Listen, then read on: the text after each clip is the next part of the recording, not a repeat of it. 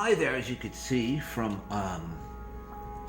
my thumbnail, I'm talking about the band Yes. In particular, two specific time periods for them. Now, they started in the 60s, and English progressive rock band formed in 1968. So that's quite a long time ago. And they had John Anderson, Chris Squire, Peter Banks, Tony Kaye, and Bill Bruford.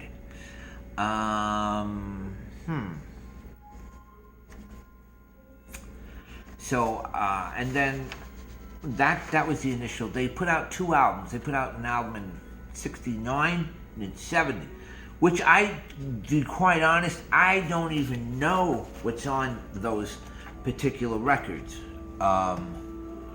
There seems to be on the first record, which I'm going to have to go back and listen to. What's in here? It's got very good ratings. Harold Land and Looking Around, both 5-star songs. Now, neither one of those albums charted.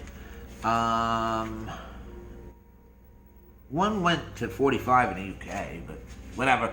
Like I said, so I have this magazine from the makers of Uncut, and like I've gone to another video, these little companion things about bands are fantastic. Are they authorized? I don't think so, but they take actual interviews and archive interviews from New Musical Express and what's the other one? I forget the other one. Anyway, NME and what's the other one? I don't know. Let me see. Hang on. I'll tell you in a second. Damn it. Tell you in a second.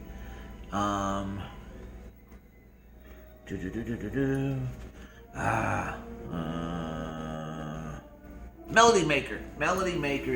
Sorry about that. Anyway, so I got this one, and then I got this other unofficial. This is from the archives of Classic Rock and Prog Magazine. So this just does, it's got some interesting photographs of the band all the way up until present. Little synopsis of each band member. This one is the real good one, though. This has everything in it you need to know about Yes, including individual rankings of each songs and albums. But let us begin. So I'm talking about the 70s and 80s. Almost two, still prog bands, but almost two completely different bands. And I love each one of those time periods. Especially the three albums I'm picking from each period. We'll start off with this. This album came out in July of 1970. Now, at this point, they had Steve Howe in the band on guitar because Peter Banks left. And I think Bill Bruford might have been still on drums, who would later be replaced by Alan White. I'm not sure exactly when he came in. Irrelevant to what I'm saying. But this is the Yes album. This album, wow. Look at Starship Troopers, Yours Is No Disgrace, I've Seen All Good People. Wow. Perpetual Change. It's just good stuff. And then they followed that up with this one the following year. Actually, the same year, November of 26th of that same year. Two albums in 1 year, two classic albums in 1 year. So this album went to number 4 in the US and number 7 in the UK. Roundabout, Long Distance Runaround. We have, South Side of the Sky. Another masterpiece, and then they put out this one the following year, Close to the Edge. Now, these were progressive prog rock masterpieces, in my opinion. And then something happened. Something happened after I think it was their Tomato album. Rick Wakeman left, who was their keyboardist extraordinaire, and John Anderson left. They were replaced with two guys from the Buggles. And that would be Jeff Downes on keyboards and Trevor Horn.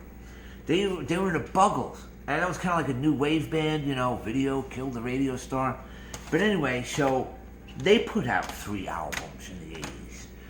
Well, the initial lineup, John Anderson came back. Jeff Downes stayed with him.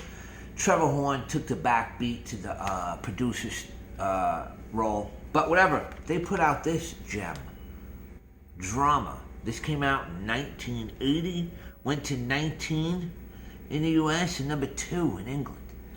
Now, this is my favorite album by Yes. Why? Because this is the album that got me into Yes. And then I went back to their older stuff. This album's fantastic. Up and down. It's a prog, new wave, electronic gem.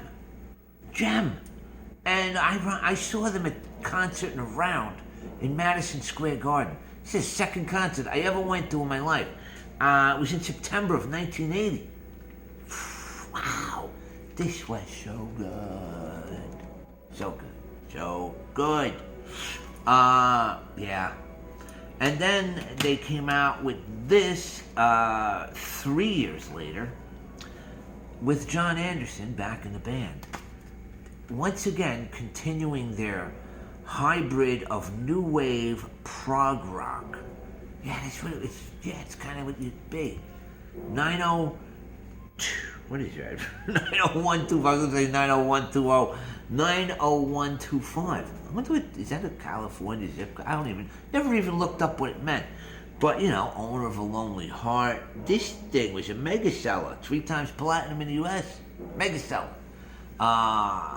Leave It, Hold On. Whole album's good. Changes, Cinema, Leave It. Brilliant record.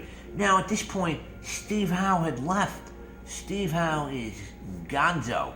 So they got this other guy in there, Trevor Rabin. Now, a lot of this stuff he had written. It's fantastic stuff. And then to round out the 80s, Big Generator, which a lot of people don't like this album. This is another one. Pop gem, pop prog rock stuff, gem on here. I like Shoot High, Aim Low, I'm Running, Rhythm of Love. Love will find a way. Oh, it's just so good. And then, so there, it's just a tale of 2 bands. Now, there's only been a couple of bands that have successfully navigated this route where they've almost completely revamped who they were. U2 did it in the 90s. Genesis definitely did it from the 70s to this. I think Yes almost took their cue from them, or vice versa. I'm not sure. And then Rush kind of did that too. Peter Gabriel, well, he's part of Genesis, but he kind of did that whole thing. Yeah, it's a few bands just kind of went from just cool. I dig it though. I dig it. And on a side note, in 1982, we got this little gem, Asia. Now this was like a prog rock supergroup. Had Jeff Wetton from King Crimson, and had who else was in here? Steve Howe.